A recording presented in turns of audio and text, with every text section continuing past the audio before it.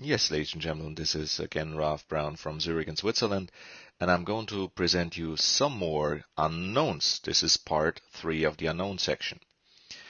Again, you've seen this previously. We're going to use the two-step algorithm in order to assess our unknowns, and there are many previous podcasts on that topic.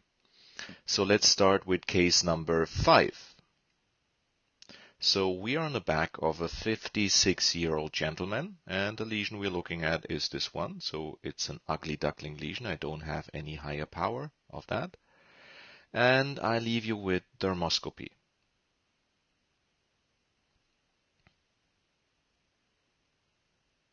There are not many criteria, so everything we see are blood vessels.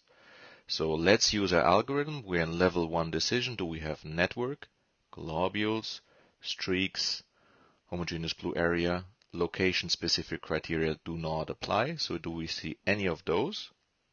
No, we don't.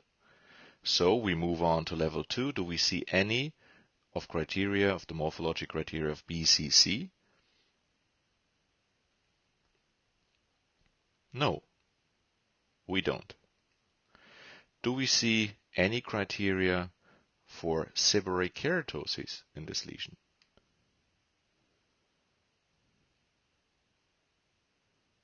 No, we really don't.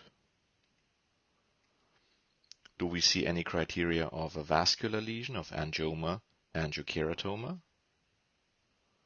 No, we don't.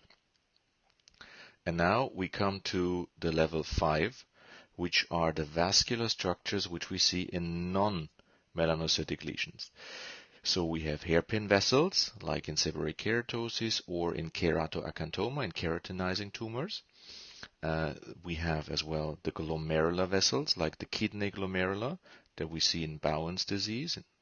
We have the pearls on the string, which we see in clear cell acanthoma, and we have the corona vessels with popcorn-like structures, which we see in sebaceous gland hyperplasia. So let's look at these ones especially, and specifically these ones. Let's go back. So what we see are these coiled vessels here, here, here, and here. They resemble glomerula of the kidney. Then as well at the periphery we find hairpin vessels surrounded by a whitish halo, one by the other, one beside the other. So there's the hairpin, and there's our halo, the whitish halo, the keratin halo around. And there are plenty of those. If you look at them, always hairpin vessels with an halo around here, whitish halo. So we have, at the time, hairpin vessels, which are pretty atypical, and glomerular vessels. So your diagnosis is Bowen's disease. You're right. Next case, we move on to case number 6. Case number 6 is a 36-year-old lady. We're on the upper leg, right on the right side. Again, this is the imprint of the dermatoscope. This lesion appeared over the last year at higher power. See, it's a little shiny, not very symmetric, but it appeared over the last year. I'll leave you with dermoscopy. She's a skin type 3 to 4 patient. Tans very easily.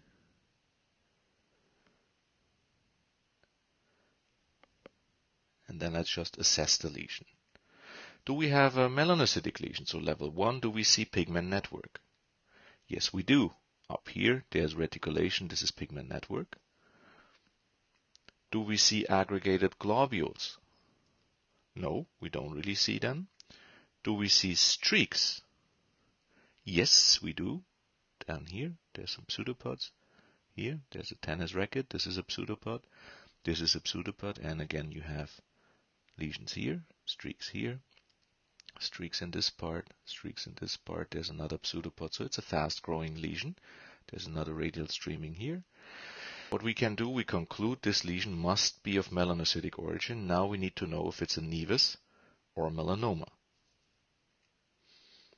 We have, as structures, atypical pigment network, lots of irregular streaks. You have some pseudopods here and here, some streaks here, but it's irregular streaks. Light brown structureless areas. You have an irregular blotch, so a very intense pigmentation. So you don't see any underlying structures underneath here. So it's a blotch. Then you have a blue-gray area here. So your diagnosis is melanoma. This was an SSM 0.9 millimeters. For any feedback and questions, please don't hesitate to send me your email at dermoscopy@icloud.com, and especially the feedback as well, what you like, what you don't like, what topics you'd like us to address in the future. And I'd like to thank you very much for your attention. Looking forward to seeing you soon again on this podcast channel.